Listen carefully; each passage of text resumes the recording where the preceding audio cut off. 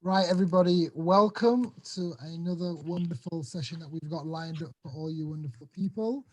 And this is part of the University of the Underground's program titled New Politics and Afrofuturisms, which is basically calling for Black radical imagination and pop culture as a powerful vehicle for propelling progressive social justice narrative to mainstream audiences, with a specific focus on Afrofuturisms, Black activism, climate justice, arts and culture, as well as political theory and practice. And for those of you who aren't familiar with the University of the Underground, it is a pluralistic and transnational university based in the basement of nightclubs with its headquarters in Amsterdam.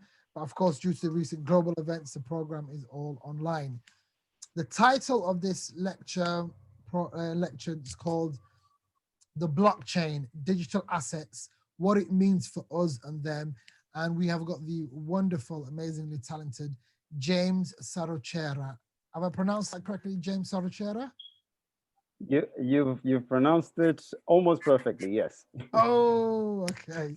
Just to let you know a bit more about James, I'm sure he'll put it into his own words shortly. James is a co founder and chief executive of financial technology and blockchain firm Hoover, and a National Arts Merit Award nominee and a grantee of multiple innovation patents, including next generation e payments.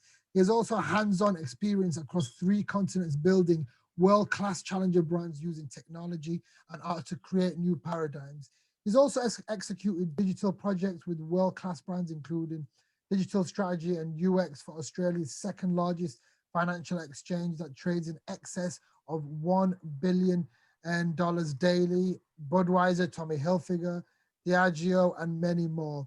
He's really, really passionate about economic development, was instrumental in helping transform Christchurch, New Zealand from a predominantly agricultural city into a $1 billion high-tech hub of innovation.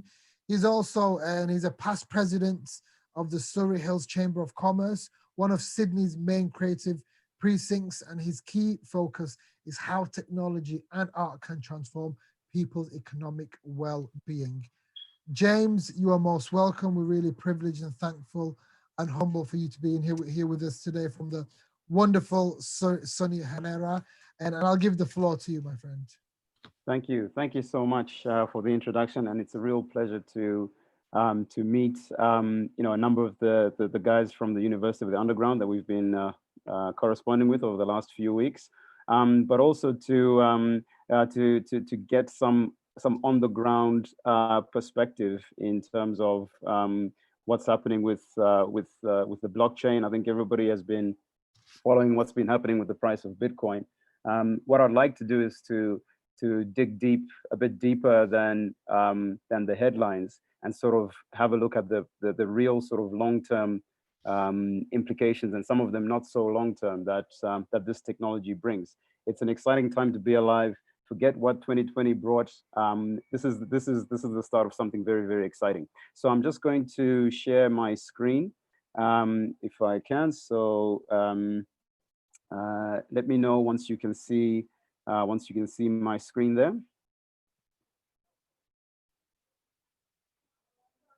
Yep. Okay, fantastic. Okay, so let's get started. And yeah, just because I'm currently in Zimbabwe, I may occasionally switch off my video just so that we've got a nice clear audio.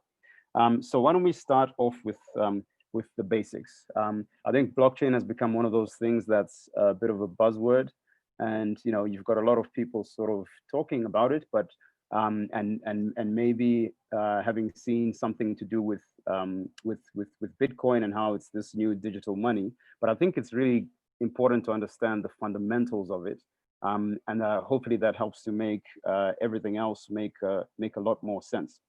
So in essence, um, think of, so before we even delve into sort of Bitcoin, let's look at the underlying technology. So blockchain technology is the name of the underlying set of technology.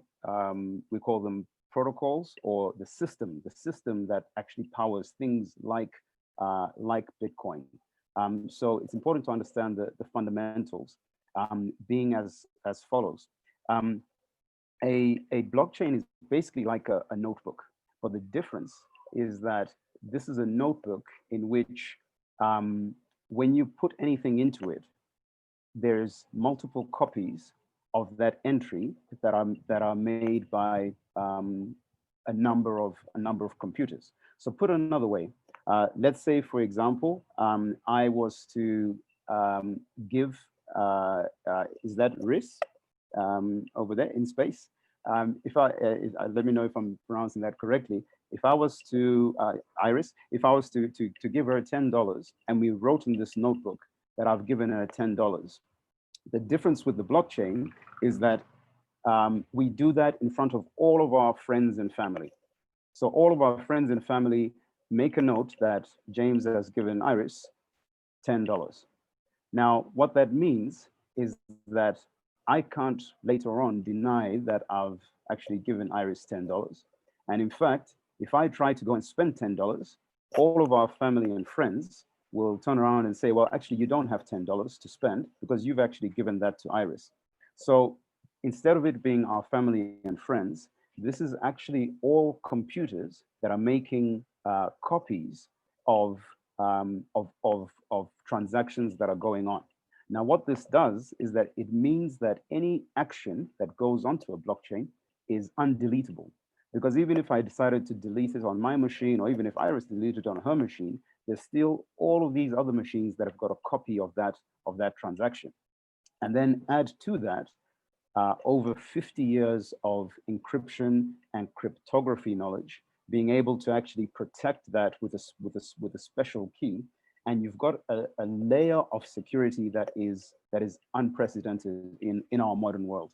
You've got a transaction that is so secure that to try and basically break into that transaction to see what has happened, it would take you probably a football field sized set of computers running for a few years to actually try and break the encryption that protects the validity and the record that's in place for that particular transaction. So just think of the blockchain in very, very simple terms as the next generation of the internet. The internet that we use now in 2020 is, we see that it looks a lot more modern than what the internet looked like, say, 20 years ago. But at an interface level, it looks quite modern and different. But in terms of the actual plumbing, the stuff underneath it, it's not actually the existing internet that we have currently is not secure at all. And that's why you end up with things like viruses and other things. What blockchain brings into play is essentially the new internet. That's effective. If you wanted to actually explain it in very, very simple terms, it's the new internet that is a lot more secure, where everything that happens has a what's called an immutable record, a record that can't actually be deleted, and it's very, very difficult to penetrate a blockchain system directly. So how I'm going to structure the lecture today is I'm going to go through the various slides, and I'm sure through that process there's going to be various questions that people have. So I'm going to allow some time at the end for some additional questions. So the basic principles of the blockchain are as follows. It's controlled by no one. So basically, there is no centralized, trusted source that is the one that is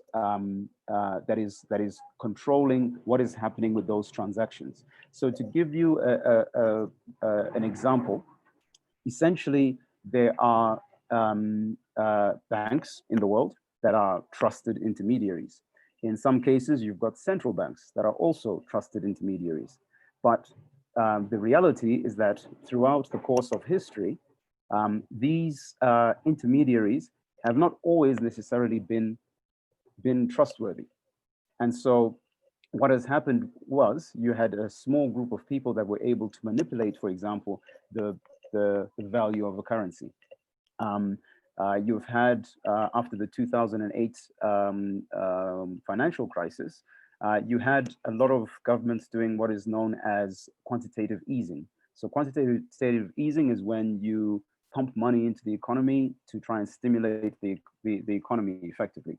So that requires a central trusted authority. But what happens when you can't trust that centralized authority? I've been living and sort of am living in a place where trust in a centralized authority is actually not there. So what do you replace that with? You replace that with computers that operate according to a set of rules that everybody agrees with. And those rules can't be changed. Those rules are secured by encryption, which comes with blockchain technology. So immutability, that's the inability to actually change what has actually happened. So currently, where you have another name for blockchain technology is distributed ledger technologies.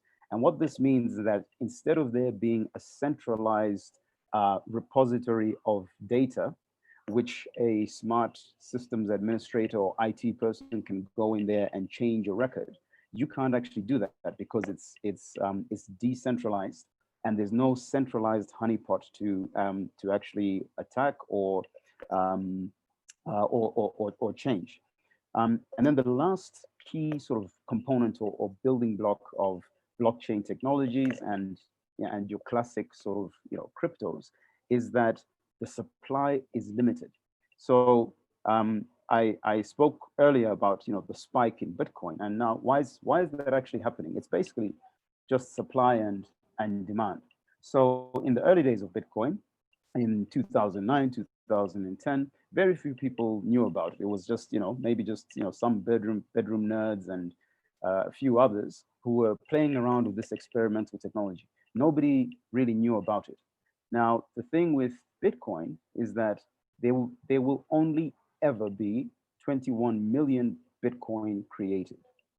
So what that means is that the more people know about Bitcoin, the more people who put money into it and decide that they want to own one, the higher the price, because your supply is actually not increasing at all.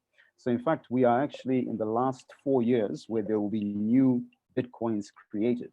And in a very, very short period of time, the only people you'll be able to buy a Bitcoin from are people who already own a Bitcoin. And we're now sort of getting to the point where maybe 5% of the world know about Bitcoin. But there's still only 21 million that are available. So what happens when there's 3 billion people who know about Bitcoin, or 4 billion people who know about Bitcoin?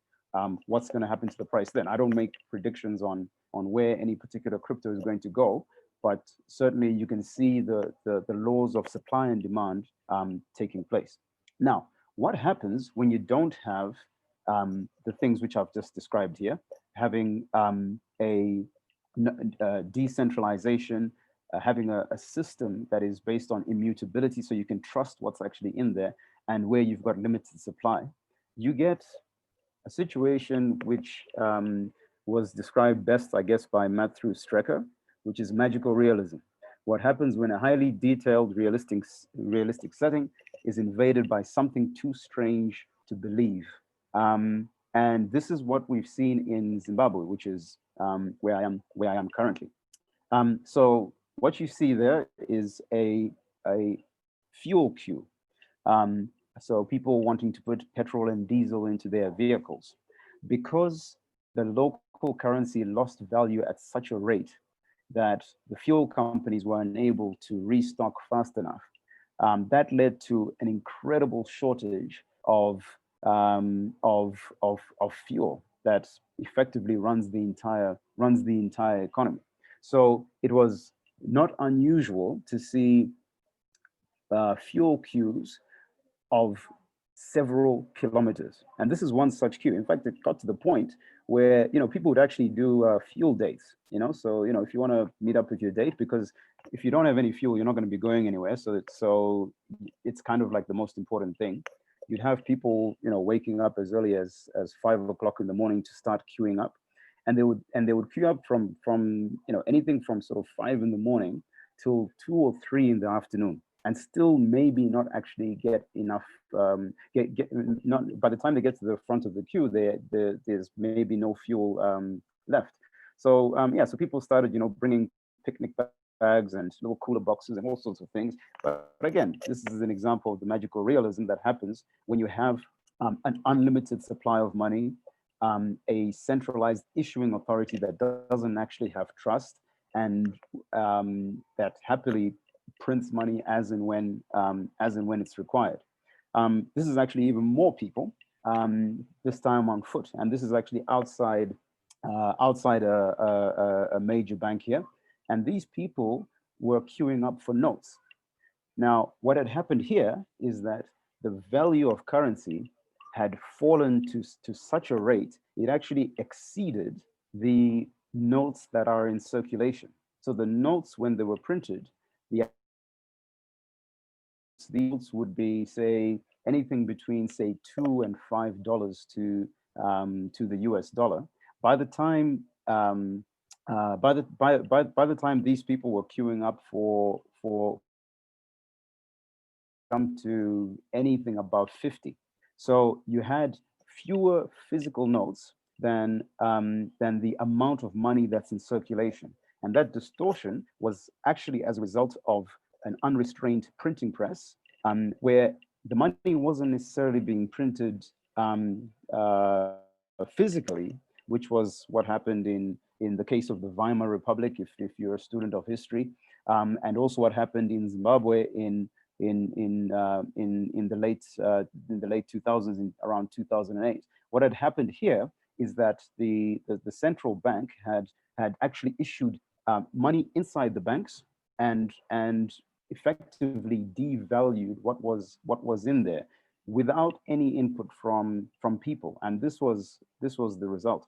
So that there is actually a candle from my place in Zimbabwe, and that's where there was actually no power. So we had to actually resort to candles. And so this is in the 21st century, when when electricity and power was available earlier in the previous century. So strange things can happen when the integrity of money is messed with, and particularly the supply of money is messed with, and particularly where it's done in a way that is concealed and people can't actually see it.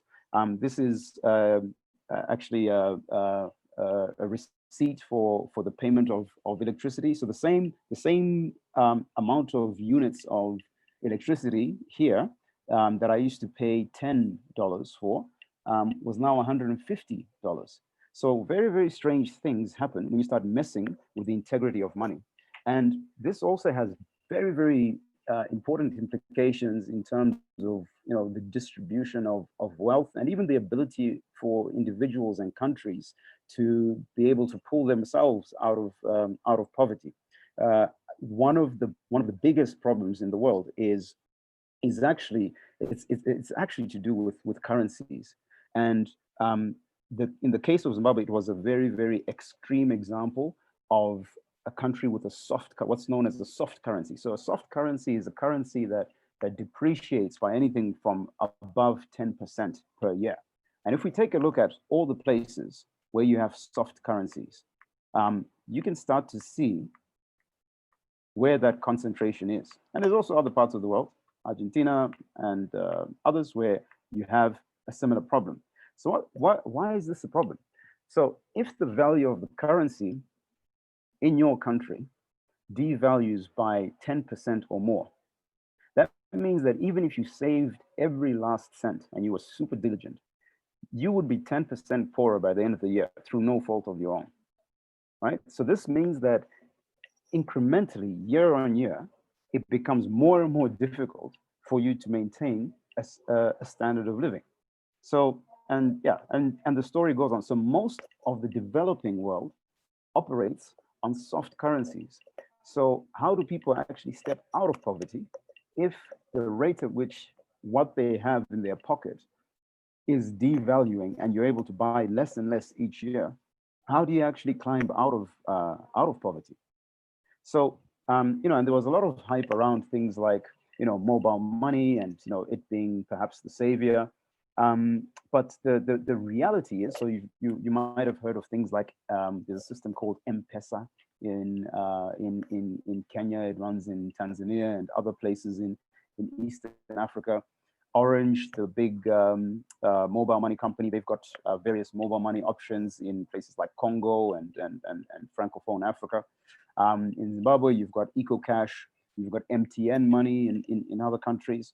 But it was sort of seen as this leapfrog for Africa in terms of how people interact and transact. Now, it certainly brought about convenience, but it didn't solve the fundamental problem of devaluation of currency and loss of spending power, and ultimately really did not have much impact on the reduction of poverty at all. And now we living in a world where, you know, the big CV19 is all the rage, literally,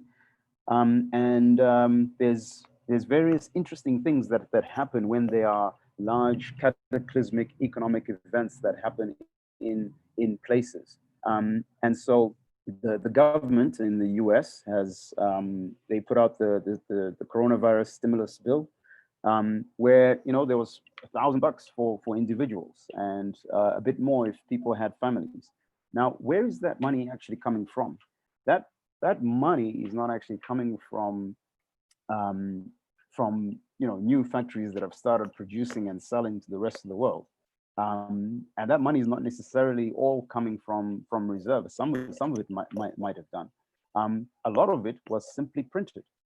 And we've seen this time and time again. And that's why, you know, if you ask your grandparents how much they bought their house for, it sounds like a whole lot less than, you know, what you'd buy the same thing for nowadays, because over time we've almost taken inflation for granted. You know, accountants, you know, by nature will just factor in inflation as just a factor of life. But actually, it's not a factor of life, because before the world got rid of the gold standard, you know, you didn't actually necessarily have inflation, because everything was backed by some sort of commodity or productivity. So a new type of money is necessary, and this has been one of the most, I guess, powerful impacts of the blockchain, where it helped to provide a new way by which people are able to preserve or use or create wealth. So I'll tell you a little bit about what we've been doing. So we're a fintech company, and we've basically combined advances in three key areas: you know, the blockchain, peer-to-peer payments, and the smartphone. And the notion and underlying philosophy is that, you know, anywhere the internet is available, people should have access to a hard currency store of value. And this needs to be mobile operator agnostic, which is the other area where mobile money fell down. You know, it became a fiefdom of various telecoms providers. You need something that operates universally anywhere the internet is, and that's a screenshot of the Kuva Cash app. And the idea is that everybody should have the power to preserve and create wealth. Because if you look at, for example, just you know, a smaller market like Zimbabwe, you know, per year there's probably about $4 billion of value that disappeared. $4 billion US of value that disappeared just through the softness of the currency. That's $4 billion that could have paid for a lot of hospitals and a lot of schools, that disappeared because of that elimination of value through inflation. So what we've built is it's referred to as a next generation blockchain network.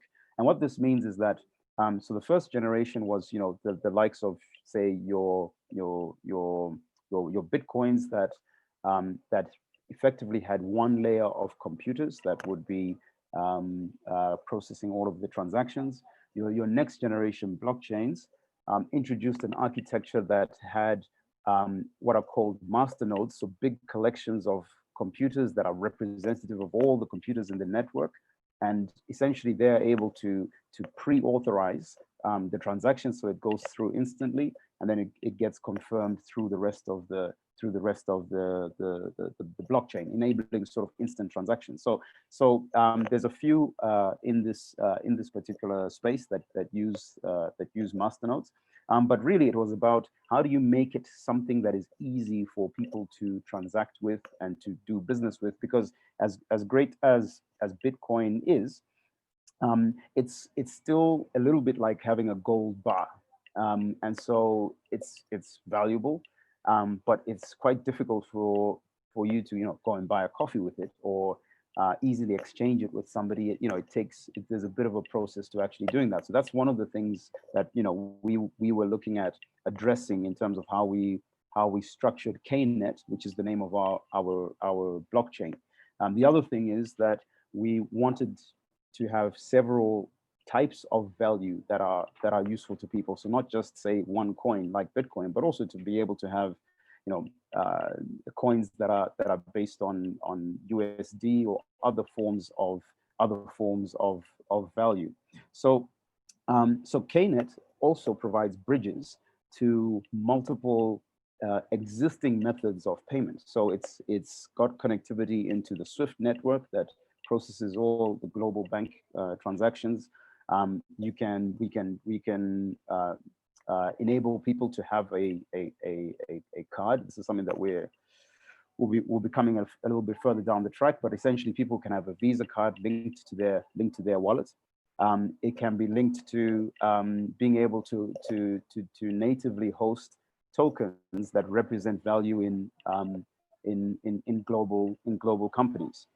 It's linked to other cryptos.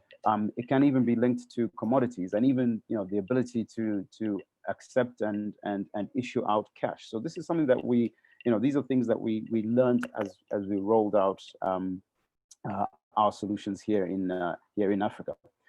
Just a quick snapshot of the team and where they variously are. But the implications of this technology are profound. And really, it comes down to the preservation of wealth.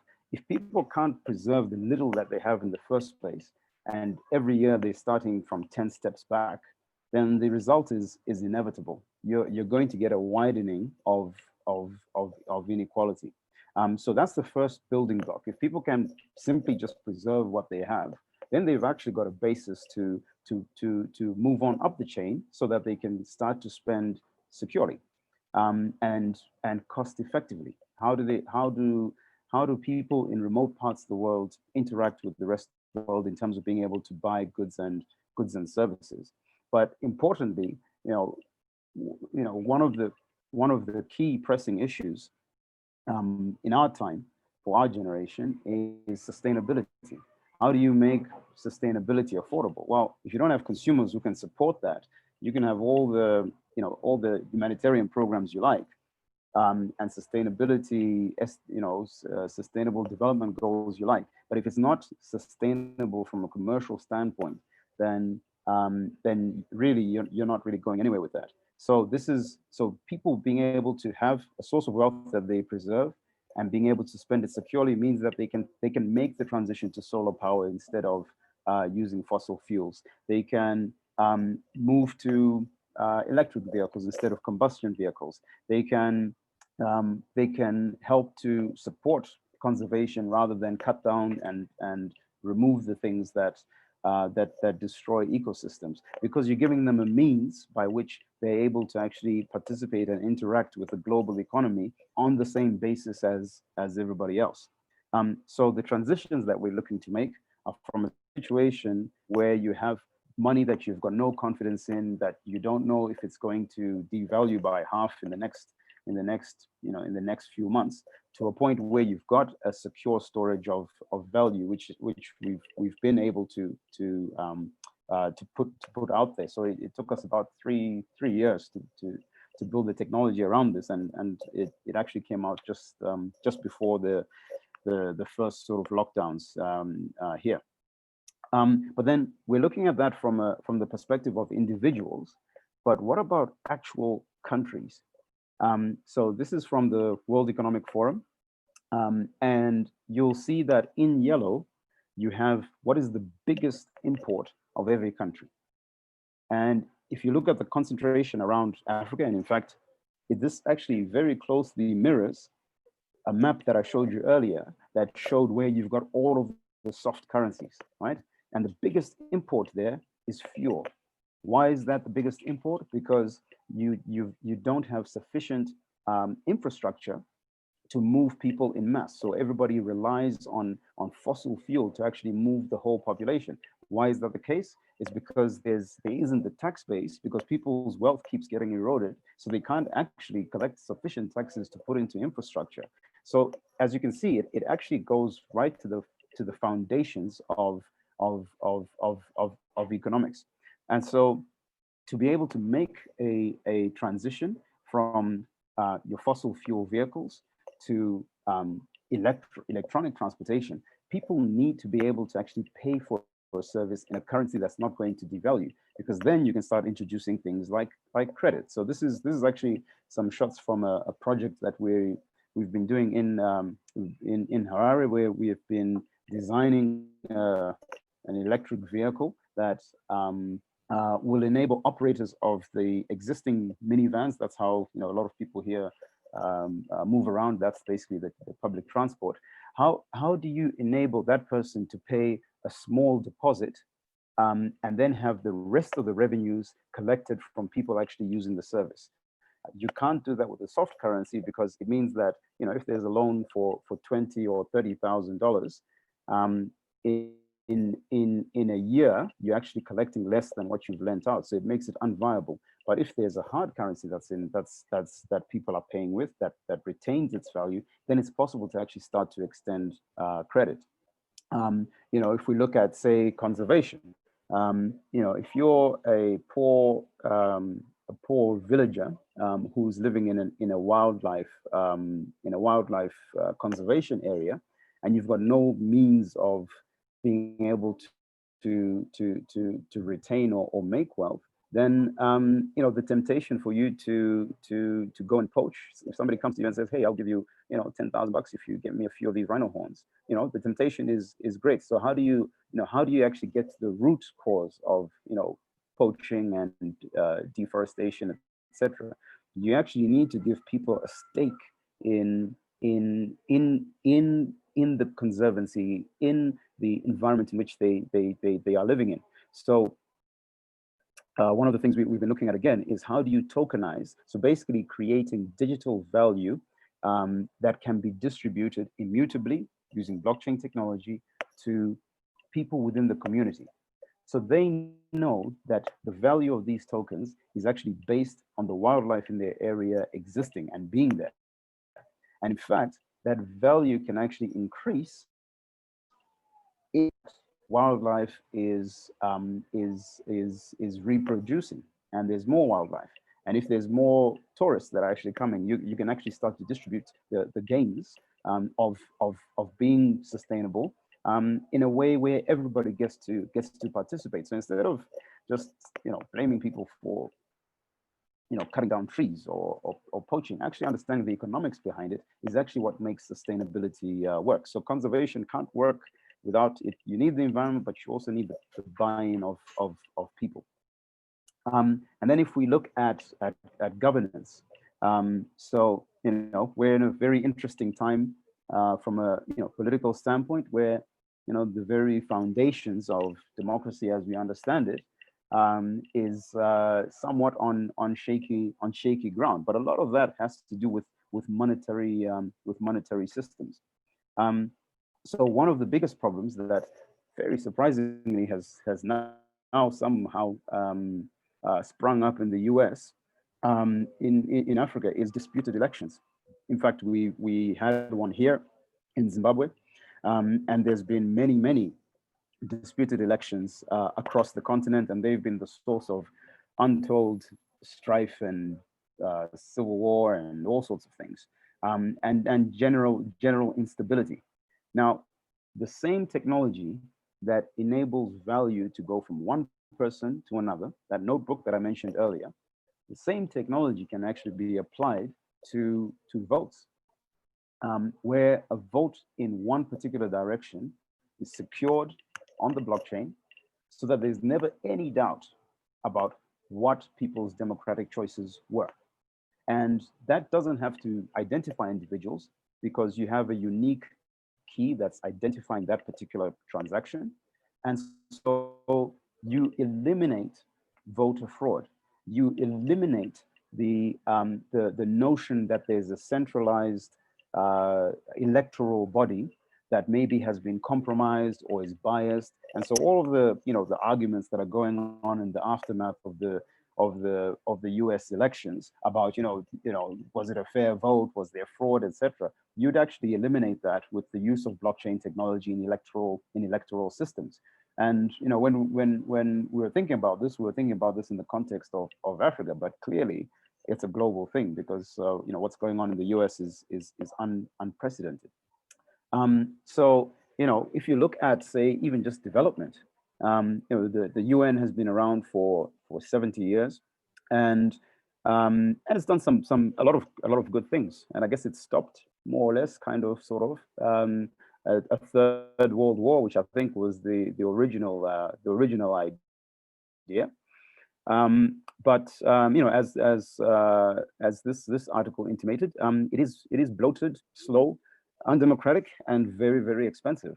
In fact, I know for sure that for the United Nations development programs, just as the management fee for the funds that go into various countries to run various projects like putting wells in or putting in place, sanitation facilities, et cetera, et cetera.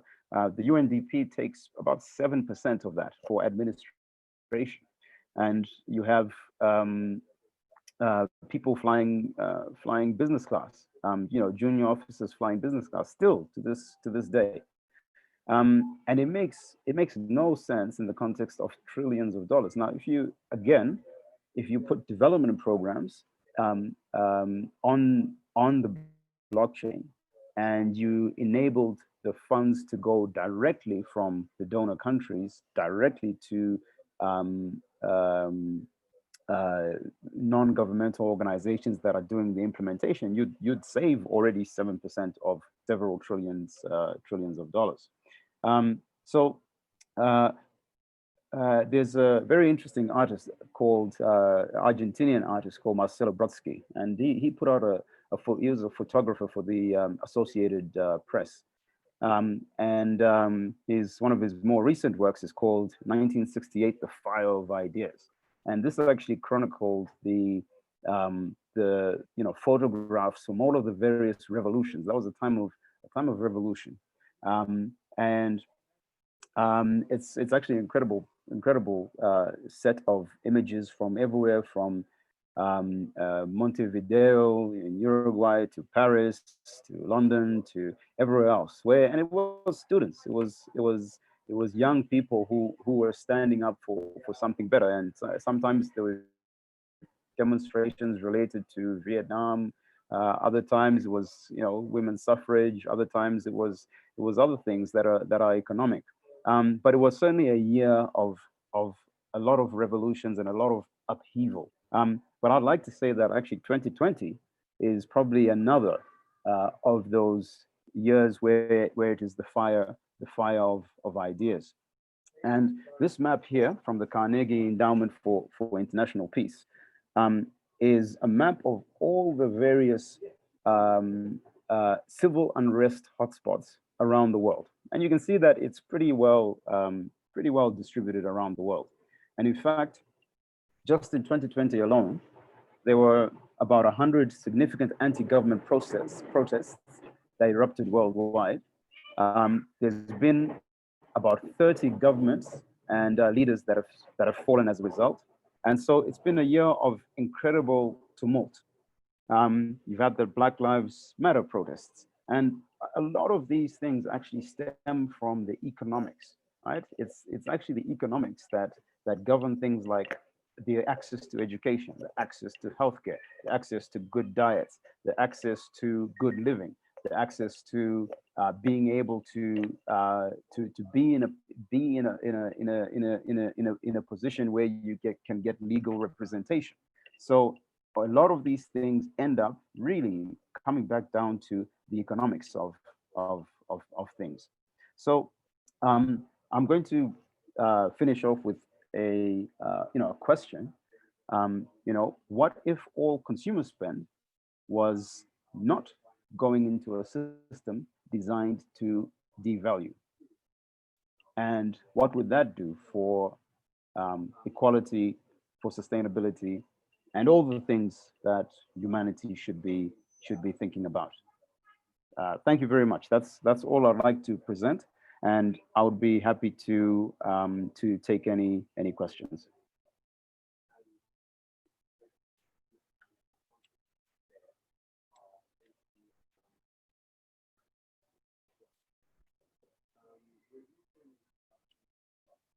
Okay, so maybe if we want to pop some questions through, or perhaps Majid, let me Yeah. know how you'd like us to moderate this. Thank you so much for that. That was truly, and I mean, let me put it this way: I learned so much about blockchains, and in all honesty, yeah, I guess it being fair, just kind of open up to people, because I know some people being putting feedback and saying it's amazing. Thank you. But yeah, has anyone got any questions at all? Inven? Question. Thank you. I actually didn't really know much about blockchain, so you've just given me sort of a basic intro. So I guess my first question, as somebody who doesn't know, if I was interested in sort of, but I'm interested in the idea. If I was interested in participating, how, where do I start? I don't know if that's sort of a very basic question, but yeah. Yeah. So I would say that's a great question, Imwen. And so I think the place to start is to read. And the great thing is that this movement around blockchain and even Bitcoin, it was born digital. So the best resources are actually online. And actually, one thing that hasn't actually changed is that quality journalism is still quality journalism. So the articles that you'll find on the blockchain and on Bitcoin, etc., on publications like the Financial Times and Bloomberg, etc., there's always a spin on it, but at least there's an effort for there to be quality journalism, and I think they will sort of provide a warts and all view, as as a journalist should. And then there's the crypto specific resources. So CoinDesk is a very good one to sort of just start getting to grips with, okay, the various aspects of what's happening in the crypto world. But the easiest thing you can do, the proof of the pudding is always in the eating. There's a few platforms that can introduce you to, for example, understanding what it's like to have a balance of value in a crypto without having to spend too much. Of course, we've got a wallet. It's called Kuva Cash. It doesn't cost anything to install. But there's also others. There's Uphold is a very good platform as well. It's called Uphold, uphold.com.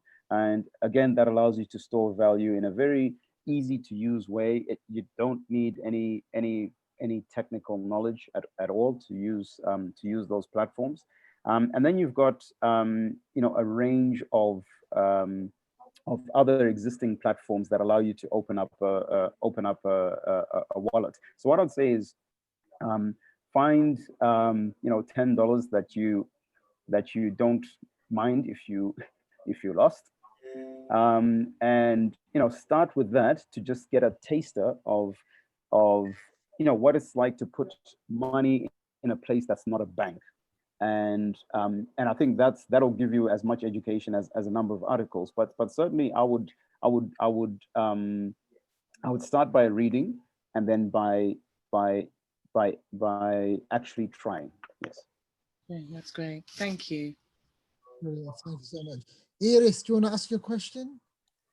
Yes, thank you so much for this. I actually read just a couple of things to try to get informed before the session, and I think it was, I have a lot of questions. I'm quite ignorant in this blockchain. So I just had two terms that you used that stayed in my mind, and I'm wondering if you can maybe tell us a little bit more. It was the idea of the integrity of money, and then you used also the idea of the mobile operator agnostic as as a characteristic of the system. I was wondering if you could maybe tell us a bit more about it. Sure. Thank Okay. So, when I mentioned the integrity of money, so there's a big moment in history, which is actually when the United States was in the Vietnam War, and Richard Nixon was the president. Now, prior to that point, every US dollar was backed by gold in reserves. And however, what happened was the war was costing so much money that the reserves of gold would have been insufficient to fund the war as well as everything else that the US needed money for. So what was then introduced was what is called fractional reserve banking. And essentially what that means is that the US dollar was no longer tied to a globally recognized store of value, but it was now tied only to trust, to the trust in the US dollar. And at this point, the US dollar was no longer saying that, okay, this is how much a US dollar is worth, but now just trust us that this is what it is. And what that allowed the Nixon government to do was to basically print all the money they needed for the Vietnam War. Instead of having to actually source all the reserves and everything else, they could just print as much as they wanted. And as long as people were happy to accept that US dollars were a good store of value, then it was okay. And so this is now extended to, what I mentioned is fractional reserve banking, where if every person wanted to get the money that's in their banks, there wouldn't actually be enough money to cover it. And that's the typical example of that is those people that were in that queue, because there actually wasn't the money. And so now banks operate on the basis of a fraction of the amount of value that's in the system. So I think that's between 10 and 20%.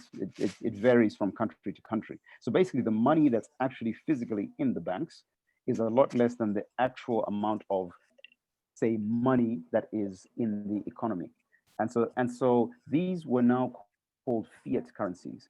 Now, as soon as you introduce that, it's all very well where you have a very responsible central bank that issues money. But where you have a situation where you've got a dictator or maybe a not so responsible central bank, they will print money as and when they want to. And that causes all the problems that we discussed earlier in terms of, so that's really what I was referring to when in relation to the integrity of money. And then the second question from Iris was in relation to mobile operator agnostic. So basically the mobile money systems that have been developed are usually controlled by a company. In some cases, for example, in a lot of parts of Africa, you have mobile money systems like M-Pesa. M-Pesa is a way that people can transfer value from one person to another using their mobile phones, and it's a bit of a pioneer really in this space.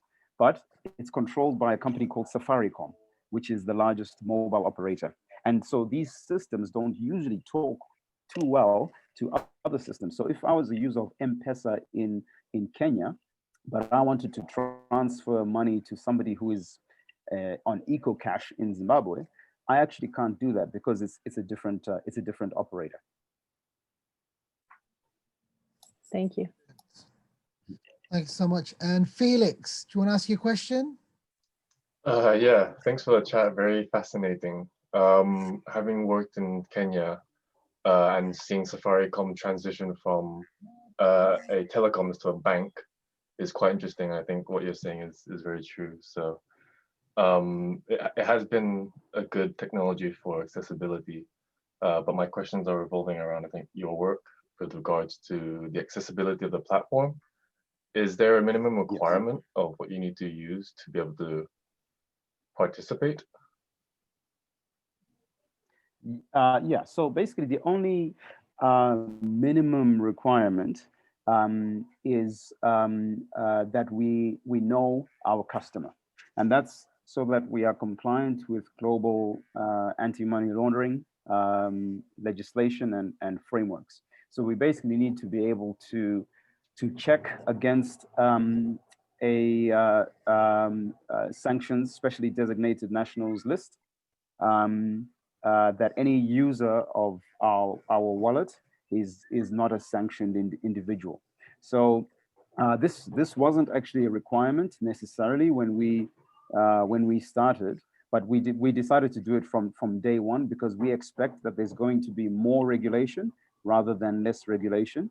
And a lot of the biggest criticisms of cryptos is that, you know, it's a mechanism for criminals and terrorists to, you know, send funds to each other. But you eliminate that by making sure that you know your customer, and we still use the blockchain as well to actually store the customer details. So ultimately, the same security that is securing the value is also securing the data. Okay, so I need to have some sort of documents to authorize that I am who I am to then participate. Yes, exactly. So basically, you need a form of government issued ID. And, you know, one thing that sort of came from this as well is, well, you know, what do you do with, you know, undocumented people, or people, you know, who are without a state? And we're very conscious of that, and that's something that we would look to work with multilateral organizations to see if, so in a lot of refugee camps, for example, there's you know, there's a temporary ID that is issued, and that is something that yeah, provided it's backed by you know, an official body, we are happy to look at that as a method of identification. But fundamentally, we have to know who the person is. But other than that, there's no nothing else that you need to do. You can top up as little as $10, maybe even less, but it's more, you know, to do with, you know, change and that sort of thing. But yeah, you can top up as little as $10 US. Great. So what's the adoption rate like? And can I participate? Like, can I use it now, for example, after I submit the documents, and, you know, use it where I can? Is that something that's accessible now? Yes. So yes, you can go to the Apple Store or the Google Play Store, and you can install the app called Kuva Cash. So KUVA CASH, Kuva Cash, and you can install that now, and you can use it immediately. So that's basically available to everybody except residents, and I'm sorry, of the United States. Only because it's a very, very complicated regulatory setup that's split up, you know, across the 52 states. So, but other than that, it's available to anyone in the world. Great. And then my last question would be, how does this differ to a contemporary currency for commodity exchange? Is there any way to disconnect it from a reference currency, i.e. not based on US dollar or other currencies, or will it always have to have a reference model? Because as you said, you know, the US currency is basically a Ponzi scheme now. And to avoid falling into that pitfall again, how can we kind of establish a new ground level? Absolutely. And I think this is one of the most powerful things about blockchain technology. And so in particular, where you have the ability to represent value in multiple forms. So for example, you know, for a farmer, you know, what's important to a farmer? Seed, right? Or maybe the input. And so you can basically tokenize anything with blockchain. You can basically turn anything into digital units of value that don't necessarily have to be tied to to a particular fiat currency. In our case, we have our stable currency is called USDK. So it's a tokenized form of the US dollar that is backed by US dollar reserves. But you could also have anything. You could have, grain, backed by stores of grain. As long as there's a counterparty that wants that particular commodity, you can make that tradable. And that's with the example I gave of wildlife. You can tokenize an entire wildlife conservancy and split the ownership of those tokens amongst the community, amongst the operators, so that as that conservancy thrives, the value of that token also thrives. I mean, it can get real crazy, because if you think about it, you could even get into futures where, for example, a talented medical student who can't afford the remainder of their studies, they could tokenize their future potential as a surgeon, right? And get people who believe in their capabilities to buy those tokens, on the basis that when she starts earning, she will buy those tokens back at a set rate, at a profit. So now you actually start to upend the silos and the gatekeepers of capitalism as we know it. And I think there was a question from, I think it was Iris, who was saying, do you think the blockchain is intrinsically linked to capitalism? And well, it certainly impacts capitalism, but it actually introduces new forms of capitalism where it's possible to actually derive value from not just the currencies that are controlled by powerful governments, but it actually allows even a very small remote village to actually have a method of payment and exchange that is frictionless, that actually means something in that particular context. So we're really at the starting point of an entirely new way of trading, of storing value, of exchanging value, and the cost of that exchange comes down dramatically, because you no longer need to have the intermediaries and the middlemen who take, who clip the tickets in between. So this is absolutely the start of a ride that even we don't 100% know exactly where this ride is going to come up. What we do know is that it's going to be a very interesting ride. Yeah, I think the just to finish, the link I just dropped in the chat is by Douglas Rushkoff, and he actually talks about how back in the day, when bazaars and markets were traditionally the thing, they were actually making intrinsic value at that point, and only until like the kings or the reigns and power so that these markets, these so-called peasants or market workers were actually making a lot more value, and they could potentially challenge their power. They started to employ this kind of this banking system to then force the populace into having to participate in this system. You would have to buy their currency, and therefore you're kind of working in their game and for their favor. So I think it's a nice little comparative and what you just said.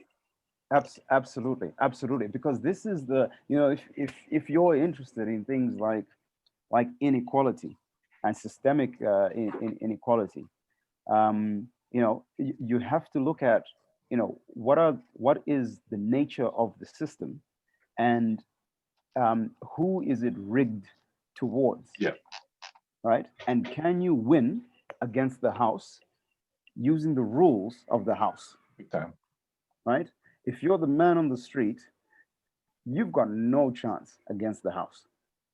But what if there is no house and everybody collectively is part of that house? Mm-hmm. And but then there's some very clear rules as to how the house works that aren't changeable. Then it's a completely different economic equation. Completely fascinating. I wondered, oh, sorry. Go for it, April. I had a couple of questions. I had one about access. So like if you're trying to alleviate poverty in remote villages who may not have access to power or smartphones or laptops, how do you see that being like, how do you overcome that? And then I also had a question about have you experienced any backlash from governments trying to find ways to sort of discredit blockchain or cryptocurrencies? And if so, also how do you overcome that? Yeah. Okay, that's some couple of great questions. So the question of access is one that we've come across quite a lot, and particularly in the context of smartphones versus feature phones. So for sure, in a lot of the rural areas, most people, rural areas in Africa, most people have feature phones. Now, what we made a decision, and it's basically we came to a crossroads to say, okay, do we develop for the past, or do we develop for the future? And that the decision you make around that is fundamental, because every part of your system is going to be governed by that. We decided to opt for the future, and so rather than take the reverse route and say, okay, let's go for people in mass currently have, let's actually go for what people want. Because what we could see is that with platforms like WhatsApp, for example, a lot of people are moving to smartphones just so that they can have WhatsApp, so that they don't have to pay high operator fees, so that they can message other people around the world for a lower cost. And we see that as an irreversible trend. The other key trend that we saw is that the cost of a smartphone is actually now a race to the bottom. It's actually possible to get, so for example, here in Harare, for $20, you can get a second-hand smartphone that can run WhatsApp. If you can run WhatsApp, then you can run the Kuva Cash application. And a feature phone, a new one, would cost you $15. So the difference now between your feature phones and your smartphones is actually becoming negligible. And so we felt that it would be prudent to actually give people an incentive to move to the future, because at least if somebody's got a smartphone, then they've also got the internet, and they've got other things that they can access. So if we're going to be pro-development, I think and not everybody in the development community agrees with me, but I think you want to start off by giving people the tools that allows them to have more perspectives, more access to information, rather than actually dumb it down and say, okay, right, here's a service that you can use just for preserving money so that you guys use our platform. I'd rather people have access to global news and global perspectives via a device. However, what we have catered for is the ability to do things like cashing out from the system, where essentially all they need is a reference number that can be sent via SMS, and they don't even need a device at all to be able to cash out. So that's the compromise that we made there. And then in relation to the second question around backlash from governments, so we have certainly seen some headwinds, wherein there's an obvious threat to central control, and so there is an actual danger. There is an actual danger to I guess to people, myself included. If you're rolling out this type of system in a place that is particularly autocratic, and fond of retaining that particular control. But I think more importantly, we structured the technology and the business to be something that cannot actually be shut down. So, for example, we don't actually have access to the balances in anyone's wallet. So I'm the only one that's got access to my wallet. That person, it's decentralized. So there's no central honeypot that anyone can necessarily freeze or seize, etc. the prerequisite for building what we built. So kuva means to have and to be. It's kuva, which is the in the Shona language. And wanted people to have possession of their wealth and have control of their wealth and the ability to use it in the global banking system. So it's important that that's something that can't be switched off. So basically, the only way you can switch off this system in a particular jurisdiction is basically to close down the whole internet. And you know, governments have tried, but they can't actually sustain it for long, because it means that you can't get any of the point of sale transactions, and you can't get, you know, VAT from all of that. So it's been designed to be something that that basically can't be shut down. Where even if there's a set of 12 words, 12 very special words. This is called a mnemonic phrase. That's a global standard across blockchains, and this actually is the key to you know, to each wallet. So as long as a person has that, even if they lose their device, you know, they drop it in water, or the device gets stolen or lost, etc., they can take that 12 words and they can actually open up any other crypto wallet. It doesn't even have to be a Kuva Cash one. And they will be able to actually extract all of their balances, transactions, etc., that are in, you know, that are in Bitcoin. And so yeah, so it's something that's, yeah, pretty difficult to pin down, and we felt that we had to build the architecture in such a way that it makes it very, very difficult to shut it down. However, we have also taken an approach where we don't really want to antagonize governments. That's not what our mission is. Our mission is to give people a way of preserving and using what's theirs in a way that doesn't keep taking away from their spending power on a yearly basis. And so, if anything, we've tried actually to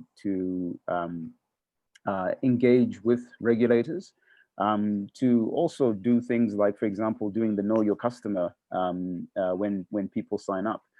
We didn't necessarily have to do that by the letter of the law, but we did it anyway because we knew that you know, this demonstrates to regulators and other central authorities that, you know, we are good actors, and we want to do things the proper way. We don't want, you know, criminal funds going through our systems. And so, if anything, it's healthy for economies to embrace this, because it means that there's more people who are in a position to pay more taxes and buy more goods and keep economies going. So yeah, so we've tried as far as possible to be to be open and to engage with governments, to the extent that we've actually set up regulated payments institutions, which you know, which come with all of the various standards of, you know, good conduct that you need to maintain to be a regulated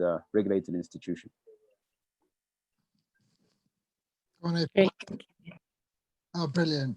Thank you so much, James. I'm just seeing that we've kind of overrun a bit, but thank you so much for your time. Honestly, that was truly, truly wonderful. And yeah, I just want to say a massive thank you for sharing your knowledge with us all today. We greatly, greatly appreciate it. Thank you so much.